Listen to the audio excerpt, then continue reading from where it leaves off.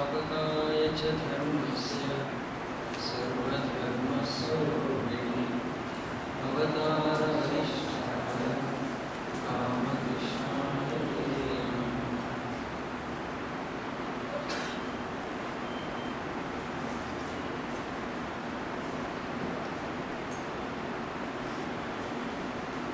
You have heard now a beautiful exposition from Swami Anupamaji Maharaj, to cultivate devotion for God by staying in the midst of our own occupation or profession. We have been discussing the last 2 or 3 weeks on Sri Ramakrishna and his greatness as an avatar.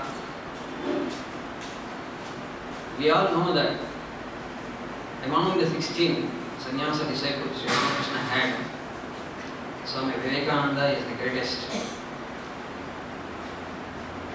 But you all know that Sri Ramakrishna's biography was written by Swami Sharadananda.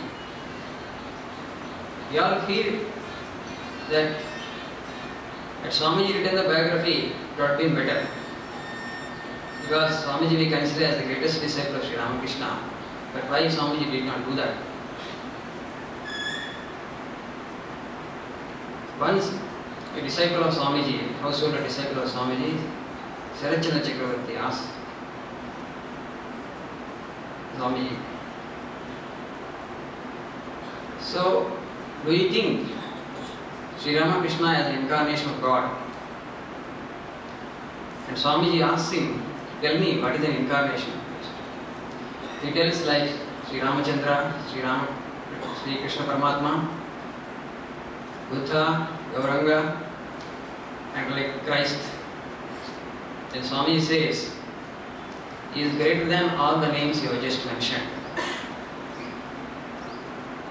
He is greater than all the names you have just mentioned. The disciple asked him, do you believe that Sri Ramakrishna is an incarnation of God? Swami says, what is believing? It's a small thing. I know. Swami says, I know. He stresses the word. He is the greatest of all the incarnations. So our intention is here not to compare, because we know that when there is a decline of dharma, the Lord incarnates according to the need of the hour. According to the time and according to the need, he now incarnates himself on the earth to establish dharma. We all know that in Krita Yuga, dharma stood on 4 pillars. In Treta Yuga, it stood on 3 pillars. In Dwapara Yuga, it stood on 2 pillars. And in Kali Yuga, it stands on 1 pillar. And so, if an incarnation comes in Kali Yuga, the responsibilities are the more. Because he has to establish dharma when there is maximum decline. And Sri Ramakrishna came in that period when the dharma actually, the greatest, didn't do much. So to establish dharma, this age, Kali Yuga, is not an ordinary task. But that's why maybe Swamiji had told and mentioned that Sri Ramakrishna as Avatar Varishtha. The same disciple asked him, Swamiji, you have the power and you have the eloquence. You have understood him better than anybody else. Why don't you preach him as an incarnation? Swamiji says, I confess to you that I have understood him very little. My understanding of Sri Ramakrishna is very little. I don't venture to speak him or to project him as an incarnation to people, lest I, in my little understanding, may do injustice to his personality. You all know Swami Vivekananda, when he returned from America, he wanted to establish his Ramakrishna mission. But he had encountered some opposition from other disciples, saying that it was your own idea, it was not Sri Ramakrishna's idea. Swamiji silences them by saying that, do you think you have understood him, Sri Ramakrishna, in toto? How dare you say that? His infinite moods and bhavas personified. Never try to limit Sri Ramakrishna to your limited understanding and limited mind. And then Swamiji becomes very emotional and then Swamiji starts the organization and all other brother disciples accept this act, and now today the Ramakrishna mission has become a big banyan tree with 170 centers all across the world. And it's all by the will of Sri Ramakrishna only. So Swamiji, he always felt that his understanding of Sri Ramakrishna is very little. If Sri Vivekananda, we all know the greatest disciple of Sri Ramakrishna, says that he has understood very little, who else we can say that has understood Sri Ramakrishna Paramahamsa? And when Krishna incarnated in Dwapara Yuga, Krishna was with Pandavas all the time. For so many years he was with Pandavas, but not among all the 5 Pandavas, nobody understood him. Narada Maharshi comes and tells Yudhishthira, Dharmaraja, there's a poem in our Bodhanam Bhagavata. I'll quote the poem and I'll try to explain it in English. Jalajata Prabhavadu sir. Manamuna Chachinchi Bhashavadin Palukan Lady. Jagannatha Faya Parabrahmangu Ni Intilo. Cheliyai, Mena Marandiyai, Sachivudai, Chitta Priyudai, Mahapala Sandhayakudai, Charinchitani, Bhagyambu Rajottama. Say Jalajata. Jata means born, Jala means water. Water born means lotus. Jalajata Prabhava. Who was born in lotus? Brahma. Even Brahma also, Manamana Chachinchi Bhashavadin Palukan Leni. He cannot think in mind and express the greatness of the Lord Krishna. And such Parabrahma, the great Lord, he is staying with you as Cheliyai, as your friend, Mena Marandiyai, as your brother-in-law, Sachivudai, as your minister, Chitta Priyudai, to delight you, to give delight, to give succor and solace whenever you are in distress. Mahapala Sandhayakudai, he is staying amongst you. And Narada Maharshi says, those sages and rishis, they meditate on him for years together, for lives and lives after life, just to have a glimpse of his vision. Such Parabrahma has incarnated in human form and staying with you all the time as a Chili, and you still believe that he is only your friend and minister and your brother-in-law. And you have understood very little, O Yudhishthira, the person who is staying with you all the time is not an ordinary man. The Parabrahma himself had incarnated in human form. So when Lord incarnates in human form, it's not that easy to understand. You know, Krishna had shown so many miracles to Yashoda and to all these Gopikas and Gopabalas, but none could understand them. When he had shown the Vishwarupa and the whole universe in his mouth, Mother Yashoda felt that Kalayo Vaishnava Maya, it could be a dream, it could be Maya. When Duryodhana, when he was shown the Vishwarupa, he said Krishna is Mayavi, so he had shown some Maya. During his wakeful state with his Charma Chakshu, physical eyes, he could see the vision, but still Duryodhana could not believe the greatness of Krishna.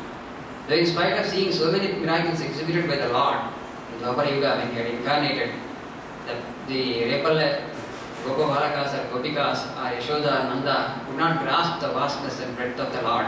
In spite of showing all the miracles, they could see with their own physical eyes, Charmachakshus. If they could not understand the Lord Krishna, then how can we, Sri Ramakrishna, never showed any miracle? To understand him as an incarnation is not an easy task. And even when during the incarnation, when during Dwapara Yuga, when Lord incarnated as Krishna, only Vidura, Bhishma, Drona, Karna and the Saptarshis could understand him as an incarnation. They all might be under the impression that Pandavas knew Krishna, who Krishna was. No, not at all. No Pandava could understand the depth of Sri Ram, Sri Krishna Parabrahma. And in Kali Yuga, in this age, we have Sri Ramakrishna Paramahamsa, Vivekananda, the most competent person we all believe, the greatest of his disciples, should have understood him in toto. But he also said that I understand very little, my understanding of him very little. And I don't preach him as an incarnation because I have not understood him well. And he says, then the Sharatchandra Chakravarti says, when others are preaching him as an incarnation, he says, let them do. If they have understood him, let them do. Swamiji says, if Vivekananda could not understand Sri Ramakrishna Paramahamsa, how others can understand him? And they were preaching him as the incarnation of God. It doesn't mean they all have understood. That's why Sri Ramakrishna even used to ask the people, what do you think of me? What have you understood of me? And when he said that you are an incarnation, because others are saying and we also say, that's all they also say. Doesn't mean that they all have understood. And he said that I came this time incognito. It's not that easy to understand. And Sri Swamiji, had he written the biography, it would have been easy for us to understand the depth of Sri Ramakrishna Paramahamsa, but he did not do. That was not for me, he says. You ask me to drink the ocean, I shall do. You ask me to crumble the mountains to pieces, I may be able to do. But don't ask me to write the biography of Sri Ramakrishna Paramahamsa. I cannot do justice.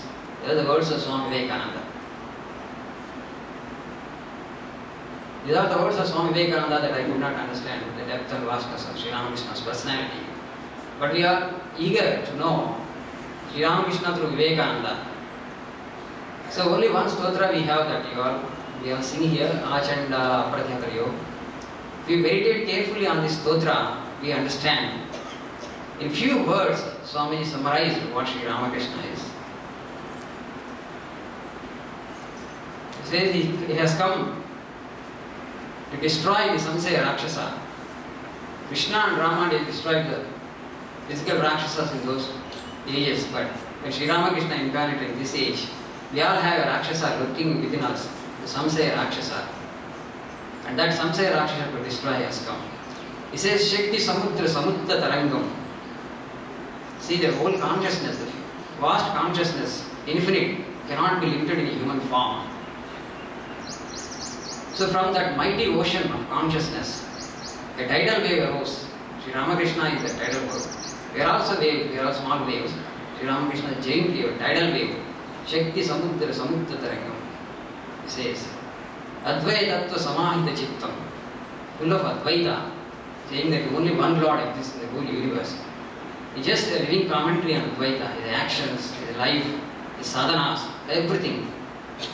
These 4 words, Rojsvala Bhakti Patavruta Vrittam, this is completely covered by Bhakti, Bhakti body only. Love condensed into human form is Sri Ramakrishna. And in these few lines, Swamiji tries to summarize Sri Ramakrishna Paramahamsa. If you meditate carefully on these things, on this stotra, this particular stotra, Swamiji definitely wrote this stotra with Mahabhava. There is no doubt about it. You cannot harbor any doubt regarding this. Every line you need to meditate upon carefully, and then we will understand Sri Ramakrishna to some extent. So in Leela Prasanga also, Swami Sharadananda Maharaj, with elaborate commentary, with elaborate explanations, tried to explain the greatness of Sri Ramakrishna as an incarnation. You cannot say that he has not done justice. He was also a realized soul. He has written a great biography and it has been done excellently well, you can say. One of the greatest biographies that have been written under the sun. And before that we had incarnation like Buddha, and also for Rama and Krishna we don't have any historical accounts. Only about Buddha, Chaitanya Mahaprabhu we have the historical accounts. But not in that detail as Sri Ramakrishna's biography.